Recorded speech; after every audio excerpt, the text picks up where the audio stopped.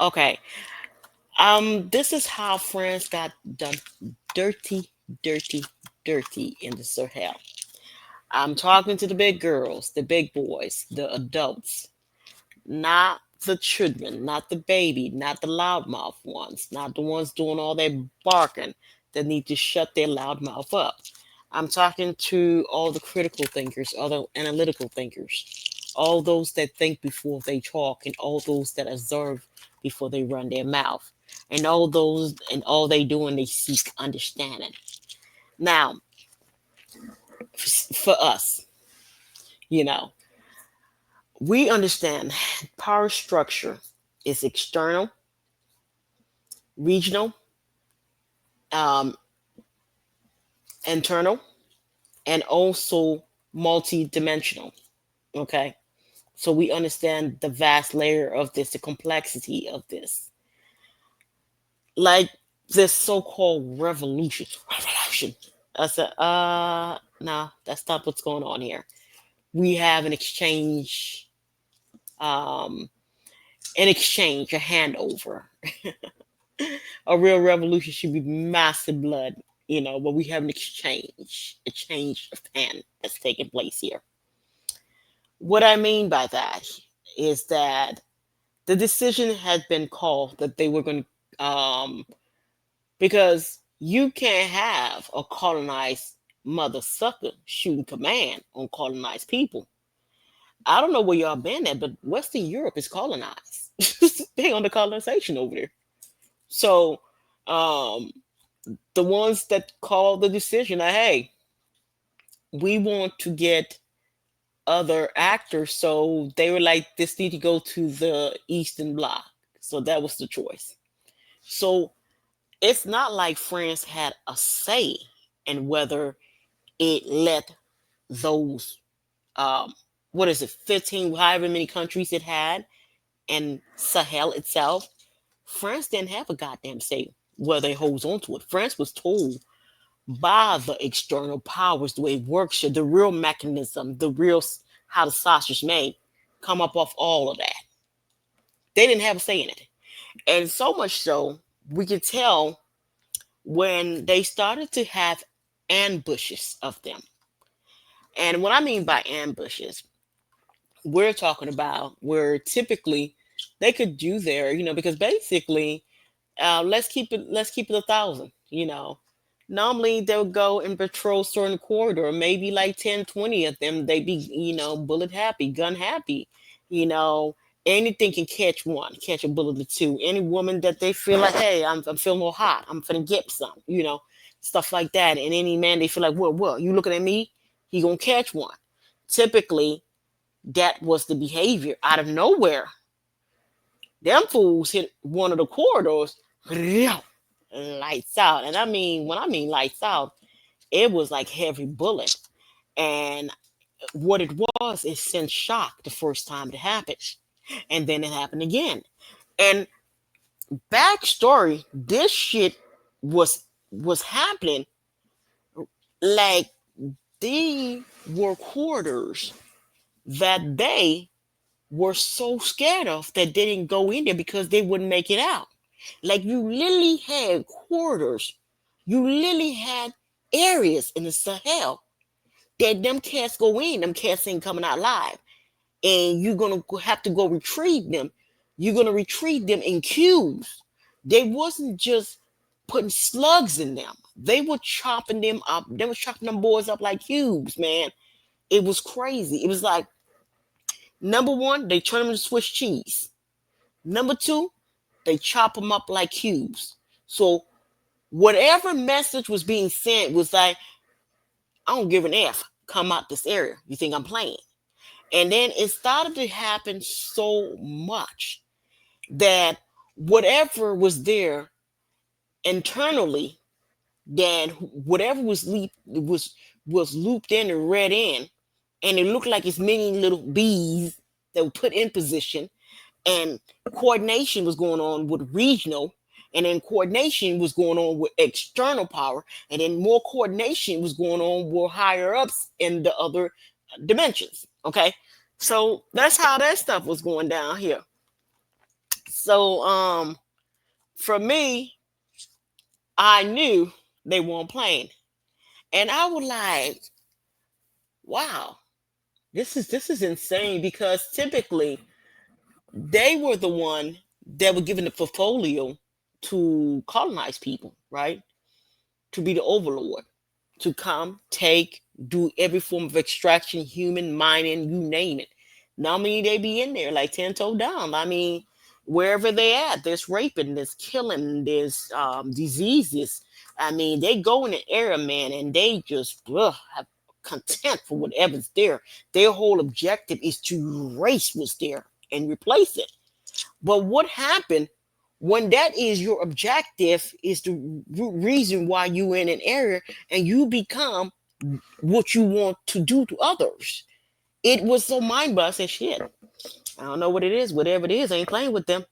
Because them boys come in here and do that all day for free. And that was being done to them. Mm. Did they have they figure out who? And then that's when I was like, they said no, they told them. They been told them, get the F out of there. And then as we know, it didn't take that much convincing for them down there because they already had grievances. And I think you already had a bunch of them don't F with them like that, don't like them like that, and they don't feel them like that. And some of that is self-inflicted because at the poverty, like, god damn, some of this stuff is just grotesque, man. How filthy you gotta run a damn house, man. This is like you really had shit like you know the expression shithole. You literally was turning areas and regions into pure unadulterated shithole. And you were sitting licking shit off the floor for survival.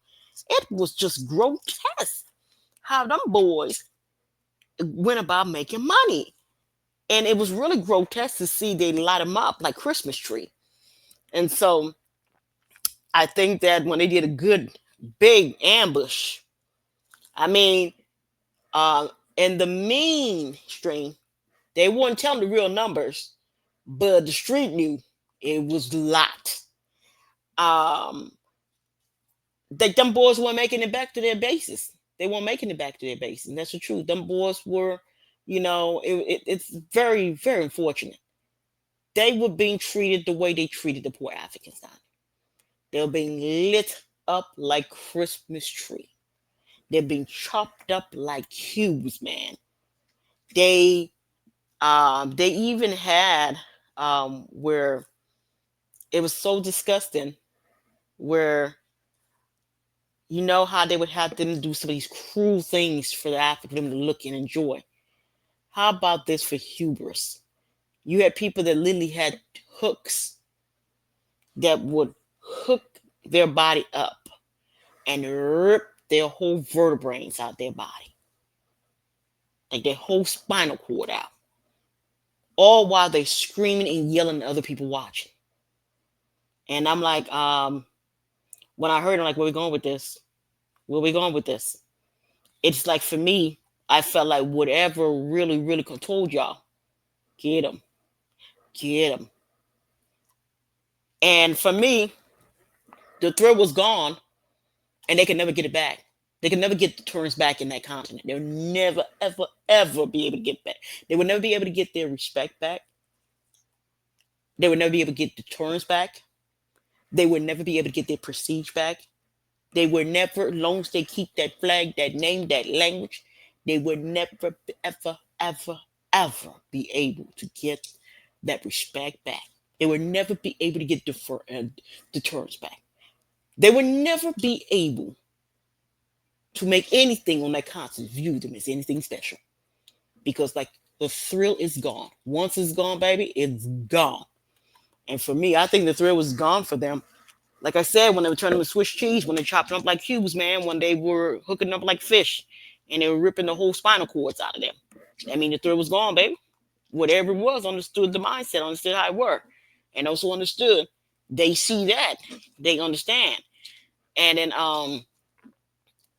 and then and then they take this shit like they're like. For me, I felt like they were like turn the ship, turning up a notch, turning up a notch, turning up a notch.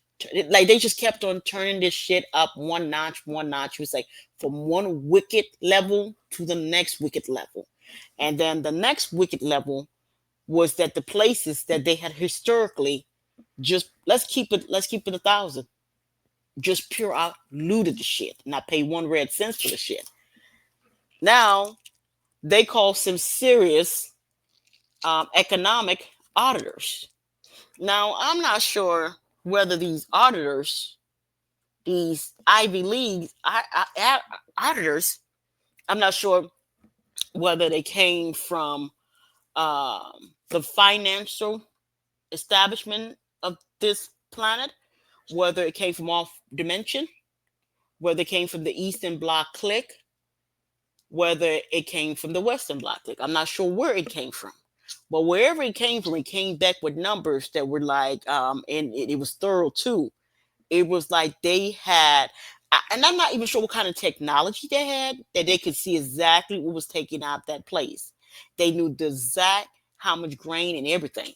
And so they were like, and they knew what was in all those contracts. They knew how many years of taxes were not paid. Some of those cats had been there for decades and paid not 1 red cent in tax. Not only that, never paid any kind of money when it comes to mining. So basically, they were just coming in there, pulling up their 18 wheelers. I mean, I guess paid a little dividend or paid a little whatever with their clique and their posse in the homeland and come in here and just get it. We're going to get it. We're going to get it. Like that kind of mindset. And so what happened here, they started knock. Like I said, this is an exchange. This is a handover. This is not what everybody, the loud, no, no, no, no, no, no. That's not what's going on here. But so, and it's deeper. It's like it's realignment that's taking place. They're doing a full global realignment. There's only very few places on this planet that is allowed to really choose whether they want to be under colonization, whether they want to be under Eastern or Western Bloc. And also, you can't force it down their throat. Even though there are people that act like they're going to shove it down their throat. Don't worry, they'll bring the goons out to handle that. Because people will start acting very, people start doing crazy things when they realize they're against the wall. When they realize the wall is closing in, they start doing crazy things. So they went and then they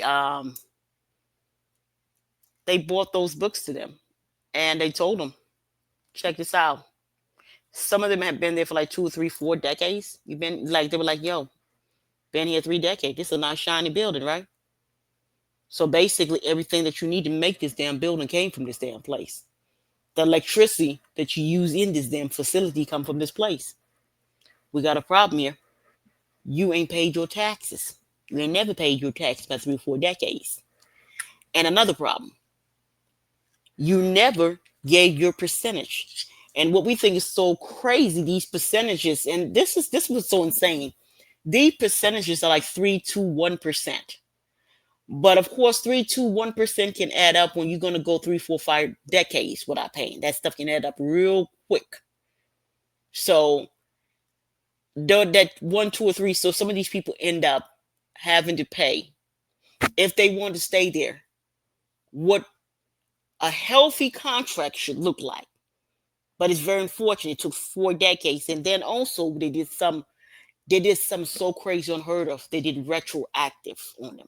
Retroactive. Something retro they did with these things. They were like, this is 3%, which you never gave it. Even the so-called stuffed puppet fake government that's put here, even they don't even get 3%. Imagine that. You're throwing bird seed at them. They're over there thinking that they're in the money, but it's only bird seed. They're not even eating peanuts because they don't understand exactly what you're making back there. So for them, they're about to turn a trick for about 30, 40, 50 million. And that ain't shit compared to what you made. They ain't nothing but a spit in the box, So it turned out these cats were like, it was dumb shit, man. These cats that they put there, these fake ass government, these cats were taking like maybe 10, 15, 20 million dollars. Sometimes these cats were taking 100 million and splitting with their friends and their homies. And then You had all the wealth of the place leaving it, but then again, they put there for that sole purpose. That's the whole reason those positions were invented. So they were like, it was crazy. It was like some of them went bankrupt on site when them boys went and talked to them, financial boys went and talked to them. And then not only that, those buildings were compensated on site. And then you had them, they were stressed out. So they were looking crazy. They were pulling their hair out their head. They were looking crazy because, how do you explain somebody go from being a multi-billionaire to being a nobody, being a handstand? Because their bank account is frozen. Every asset is frozen. And then, like I said, they had some serious financial people that I don't know how they found where everything was floating. Like, how they was talking about that offshore. I'm like, that's bullshit. They can track that down, people. Y'all quit telling your life. Y'all get y'all quit telling yourself that lie. That money moving from here and there that they don't know. No, it's time stamp and all that bullshit. They know exactly where that shit moving to. They know exactly the origin point. They know where it's coming from. They know where it's going, all that little good shit. Because that's what they did, them French boys. They had all this money offshore. Offshore here, offshore there, offshore all over the planet. That they had their money looping around and shit. And guess what? They snatched all that shit up. That's when they started bust out crying. They were like, literally, there was some of them literally down in Sahel running around crying, pulling their hair out. And there were some that would get on the knee and begging the real powers to be like, hey, give me a chance here. I'll do different. I'll do better. And they said, nah.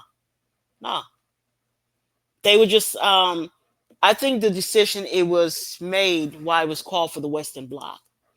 This is the main reason it was called. When they went in these areas, the poverty was mind blowing. The poverty, the organ harvesting, the raping, the killing, the disease. It was like a whole list of things.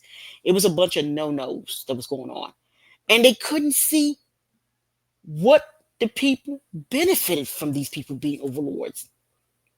Could you imagine that? That you are given a position to be overlord, and then they go and take a look at what you are given stewardship, and they don't see what the people on the train getting for it. They were like, damn, we don't see what they're getting out of it. It's crazy. But even the people said, damn, what exactly did they gain out of this?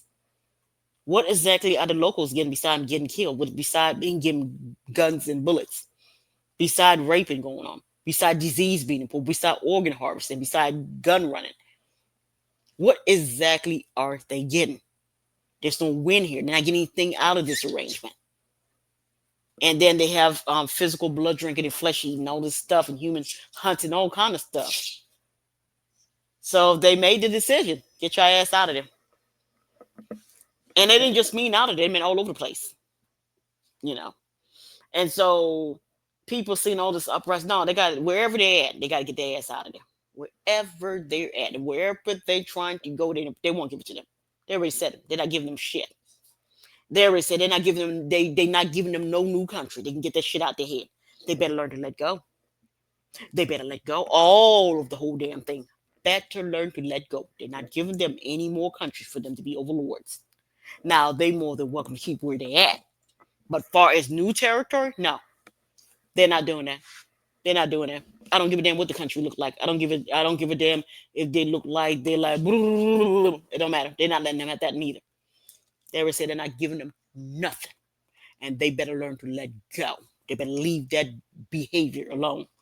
They're not giving them nothing, not even a crumb. And because they said they're not good steward.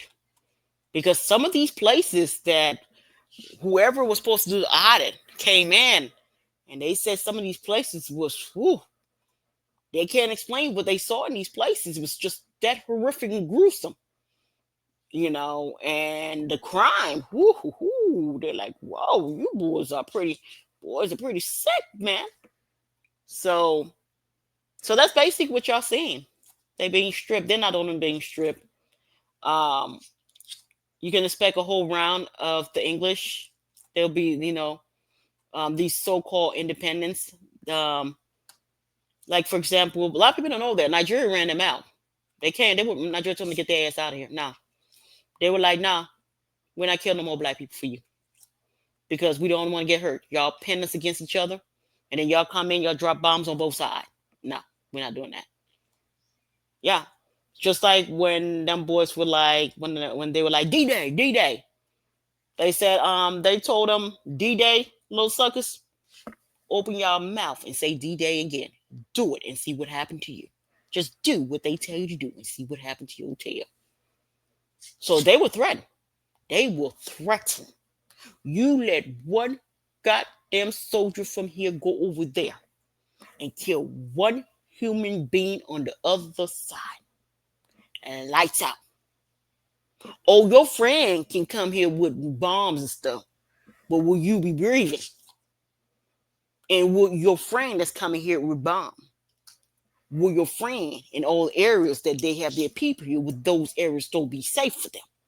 So they said it was like some hardcore threats, man. Like, hey, do it and see what happens, man.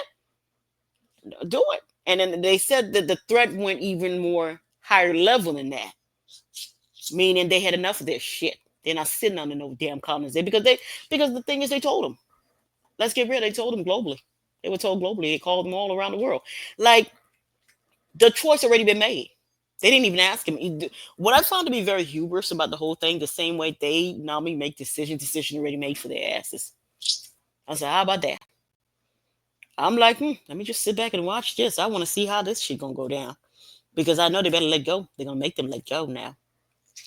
And they mean it globally. They mean every inch of the planet. I said, I want to see how they do that. Because I know they are going to start losing their ish. And when they realize in the background with the real power, I say, get out of there, F-boy. When they realize that, and it really start looking like crystal clear, they really that they have been stripped of overlord in this dimension. Them boys gonna lose it. So that's why everybody's saying I am from 2025 to 2030 is gonna be the 5 more dangerous year in the planet. Because the fact is, them boys gonna lose it. You're gonna have smaller places gonna tell them they can do what? F1.